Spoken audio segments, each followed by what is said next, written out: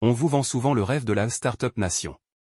Des bureaux avec des baby-foot, du café gratuit, des afterwork le jeudi soir et l'idée qu'on change le monde tous ensemble, main dans la main. C'est du marketing. La réalité, c'est qu'il y a deux types de personnes dans une startup. Il y a ceux qui parlent, et ceux qui font. Moi, je suis celui qui fait. Je m'appelle Alex. Je suis architecte système full stack. Si ce terme ne vous dit rien, sachez juste que je suis le mec qui construit le moteur de la Ferrari pendant que le vendeur choisit la couleur de la carrosserie. Il y a 4 ans, j'ai rencontré Vincent. Vincent, c'est le stéréotype du CEO moderne. Charismatique, beau parleur, toujours en costume sur mesure, capable de vendre du sable à un Touareg. Il n'a aucune compétence technique. Il ne sait pas faire la différence entre du Java et du JavaScript. Mais il avait une vision. Il voulait créer Helios. Une intelligence artificielle autonome capable de gérer la consommation énergétique de gratte-ciels entiers. Une idée à 100 millions de dollars. Il m'a recruté dans un Starbucks. Il n'avait pas d'argent pour me payer un salaire décent. Alors il m'a fait la promesse classique, Alex, je ne peux te donner que le SMIC pour l'instant, mais je te donne 10% des parts de la société. Quand on vendra la boîte, tu seras millionnaire. On est associés, toi et moi. À la vie à la mort. J'ai signé. J'étais jeune. J'étais naïf. Je voyais le code, pas le piège. Pendant 4 ans, je n'ai pas eu de vie. J'ai dormi sous mon bureau. J'ai mangé des pizzas froides à 4 heures du matin pendant que Vincent était dans des soirées de networking à boire du champagne avec des investisseurs. Je construisais Helios ligne par ligne. C'était mon bébé. Une structure complexe, magnifique, capable d'apprendre et de s'adapter. Vincent, lui, passait une fois par semaine pour demander « C'est prêt ?» Les investisseurs s'impatientent. Ils ne voyaient pas la beauté du système. Ils voyaient juste le chèque à la fin. Il y a 6 mois, Helios a enfin fonctionné parfaitement. On a équipé un premier immeuble test à la Défense. Les résultats ont été spectaculaires, 40% d'économie d'énergie. La nouvelle s'est répandue comme une traînée de poudre. Les gros requins sont arrivés. Google, Amazon, des fonds d'investissement privés. Vincent était aux anges. Il passait à la télé, dans les magazines échos. Le génie français, titrait les journaux. Sur les photos, j'étais toujours coupé au montage. Ou flou en arrière-plan. Vincent me disait, t'inquiète pas Alex, la gloire c'est pour l'ego. L'argent, c'est pour nous. On a une offre de rachat à 50 millions d'euros par un groupe américain. Signature prévue le 15 du mois. Tes 10%, ça fait 5 millions, mon vieux. Prépare ta retraite. 5 millions. C'était la justification de mes nuits blanches, de ma dépression latente, de ma vie sociale inexistante. J'ai tenu bon grâce à ce chiffre. Mais j'ai commencé à remarquer des détails. Vincent ne m'invitait plus aux réunions stratégiques. Il a commencé à embaucher des consultants externes pour auditer mon code. Quand je lui demandais pourquoi, il me répondait, c'est la procédure standard pour le rachat, Alex. Détends-toi. Mon instinct de hacker s'est réveillé. J'ai fait ce que je fais de mieux, j'ai surveillé. J'ai installé un keylogger, un enregistreur de frappe, sur l'ordinateur de Vincent. Pas très éthique, je sais. Mais nécessaire. Ce que j'ai découvert dans ses mailles m'a glacé le sang. Il échangeait avec son avocat personnel. Sujet, le problème Alex. Contenu, comment on peut faire sauter la clause des 10% avant la vente? 5 millions, c'est trop pour un simple exécutant. Trouvez-moi une faille. L'avocat avait répondu, la seule option est une faute grave justifiant un licenciement immédiat sans indemnité avant la date de la vente.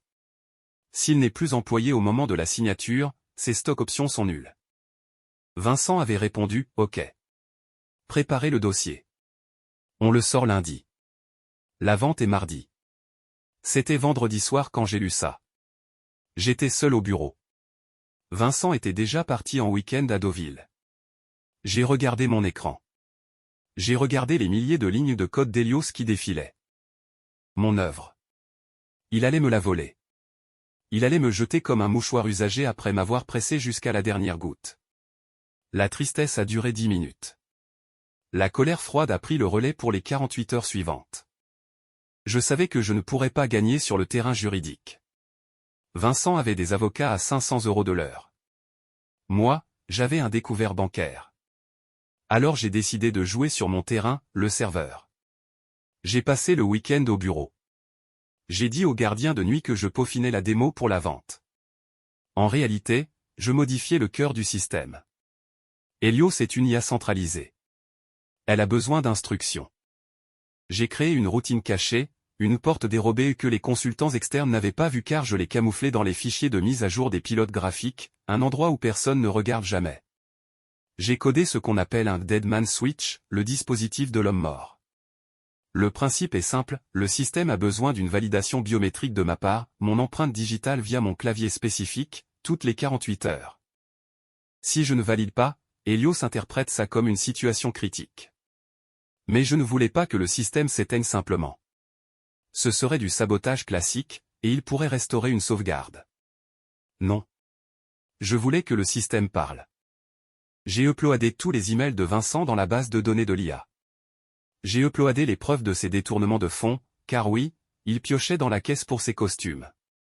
J'ai uploadé l'historique des commis qui prouvait que j'étais le seul auteur du code à 100%. Et j'ai programmé le déclenchement pour le mardi matin. L'heure de la démo officielle devant les acheteurs américains. Lundi matin. 9 h, Vincent m'a convoqué dans son bureau vitré. Il y avait la DRH, qui était aussi sa maîtresse, mes passons, et 2 hommes en costume gris. « Assois-toi, Alex, » a dit Vincent avec un air faussement grave. « On a un problème. » Les avocats m'ont sorti un dossier épais comme un annuaire. « Monsieur, nous avons des preuves que vous avez utilisé les serveurs de l'entreprise pour miner de la crypto-monnaie à des fins personnelles.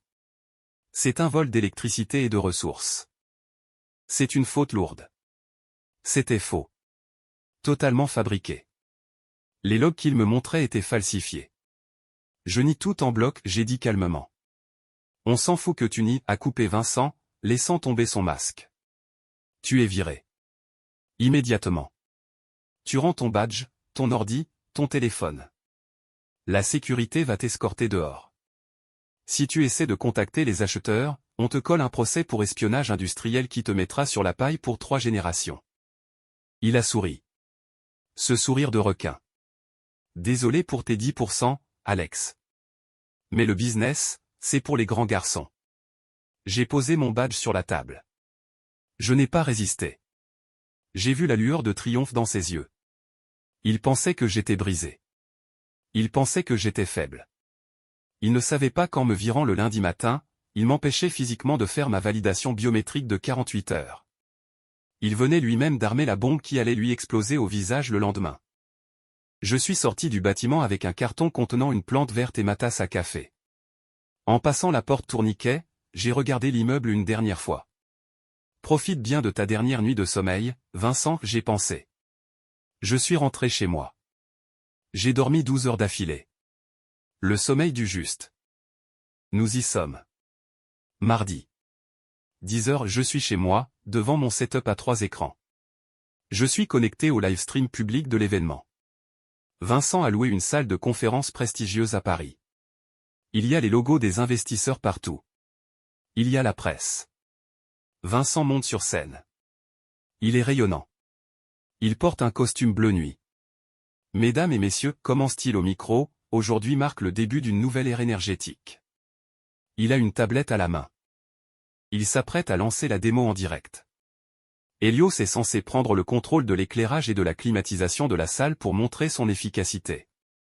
Je regarde mon compteur personnel sur mon écran de gauche.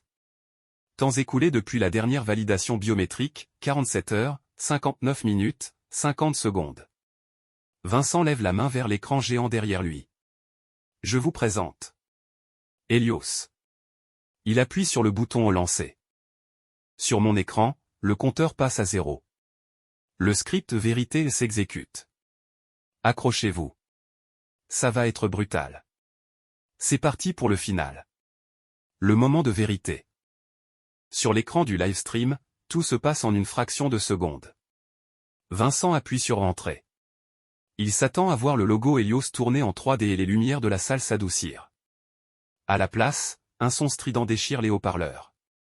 Un larcène numérique horrible qui oblige tout le monde dans la salle à se boucher les oreilles. L'écran géant derrière Vincent ne montre pas le tableau de bord énergétique. Il devient noir. Puis, une seule ligne de commande apparaît en vert fluo, énorme. Système alerte, Administrator Missing Initiating Protocol Truth. Vincent rit nerveusement. Il tape sur sa tablette. Petit bug technique, ah. Helios est timide aujourd'hui. Mais Helios n'est pas timide. Une voix synthétique sort des enceintes.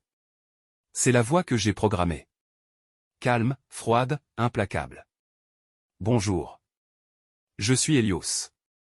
Je détecte que mon créateur, Alex, n'a pas validé ses protocoles de sécurité depuis 48 heures.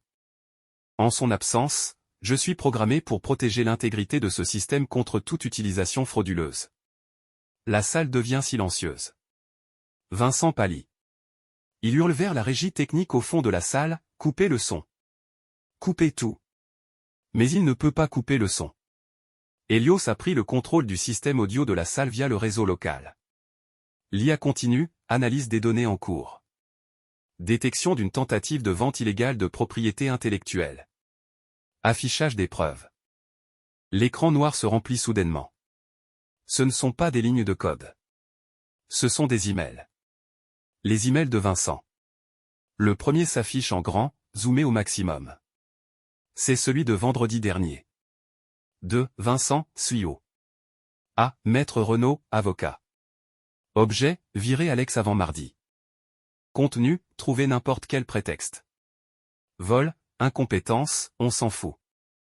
Il faut qu'il dégage avant la signature avec les Américains. Je refuse de lui lâcher 5 millions. Préparer un faux dossier pour faute lourde. Un murmure d'effroi parcourt l'assemblée. Les flashs des photographes crépitent comme une mitraillette. Vincent est figé sur scène, la bouche ouverte, regardant ses propres mots le condamner en 4K.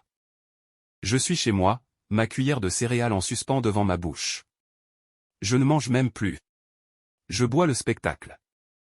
Sur l'écran, je vois le représentant du groupe d'investissement américain, un type nommé Monsieur Henderson, se lever lentement. Il ne regarde plus Vincent. Il regarde l'écran. Il lit. Helios continue son déballage. Fichier audio trouvé. Enregistrement réunion du 12 octobre. C'est un enregistrement capté par le micro de l'ordinateur de Vincent.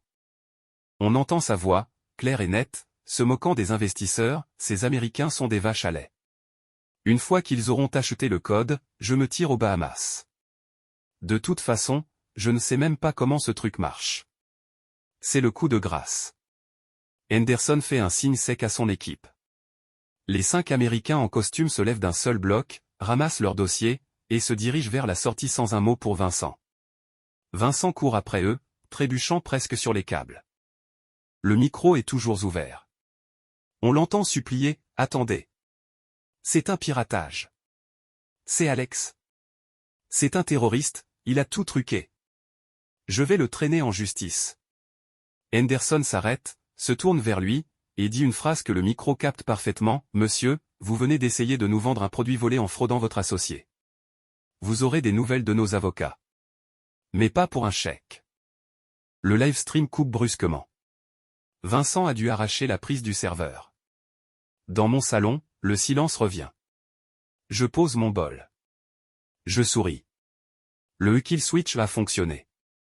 Neuratek est morte. Mon téléphone a commencé à sonner 10 minutes plus tard. D'abord Vincent. 40 appels. 20 messages de menaces de mort, puis de supplications. Alex, répare ça, je te donne 20%. Je te donne la moitié. Je l'ai bloqué. Puis la police. Ils sont venus chez moi l'après-midi même. Vincent avait porté plainte pour sabotage informatique et intrusion. J'étais prêt. J'ai accueilli les officiers avec le café. Je leur ai montré mon contrat de travail. Je leur ai montré la lettre de licenciement.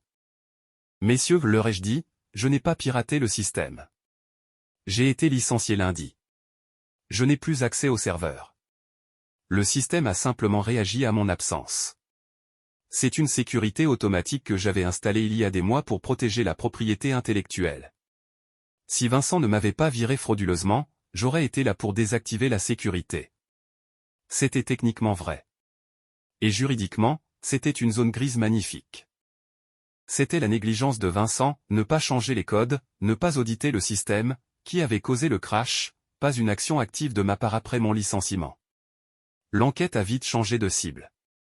Les preuves affichées par Helios étaient réelles. Le parquet s'est intéressé au faux bilan comptable de Vincent et à sa tentative d'escroquerie envers les investisseurs américains. Cela fait 8 mois maintenant. Neuratech n'existe plus. La société a été liquidée. Les investisseurs se sont retirés, évidemment. La valeur de l'entreprise est passée de 50 millions à 0 en une matinée. Vincent? Il est ruiné. Il est sous le coup de 3 procès, un pour abus de biens sociaux, un pour licenciement abusif, que j'ai gagné haut la main au prud'homme, et un procès massif intenté par les Américains pour tentative d'escroquerie. Il a dû vendre sa Porsche et son appartement pour payer ses avocats. Il est devenu un paria dans le monde de la tech. Plus personne ne veut toucher à lui. Et moi? Vous vous souvenez de Monsieur Henderson? L'Américain? Il m'a contacté 2 semaines après le désastre. Il m'a dit, Alex, ce que vous avez fait était brutal. Mais ça prouve une chose, vous êtes le seul qui comprend vraiment comment ce système fonctionne. Et vous avez une loyauté envers votre code qui est, effrayante, mais impressionnante. Il ne voulait pas acheter la coquille vide de Vincent. Il voulait l'architecte. Ils m'ont recruté directement. Pas pour 5 millions, non. Pour un salaire annuel de 400 000 $ et un poste de directeur technique dans leur filiale à Seattle. J'ai recodé Helios pour eux, proprement, légalement. Je vis aux États-Unis maintenant. J'ai une vue sur le Pacifique. J'ai gardé une seule chose de mon ancien bureau, la tasse à café que j'avais le jour où j'ai été viré. Parfois, quand je code tard le soir, je pense à Vincent. Je pense à tous ces patrons qui croient que les développeurs sont des ouvriers interchangeables qu'on peut jeter après usage. Ils oublient que nous sommes les magiciens. Nous construisons les châteaux dans lesquels ils vivent. Et si on nous manque de respect, nous avons les clés pour faire s'effondrer les murailles. La leçon du jour? Ne volez jamais le mec qui a le mot de passe admin. Jamais. C'était mon histoire. Si vous aussi vous avez un patron toxique, racontez-moi ça en commentaire. Et n'oubliez pas de vous abonner.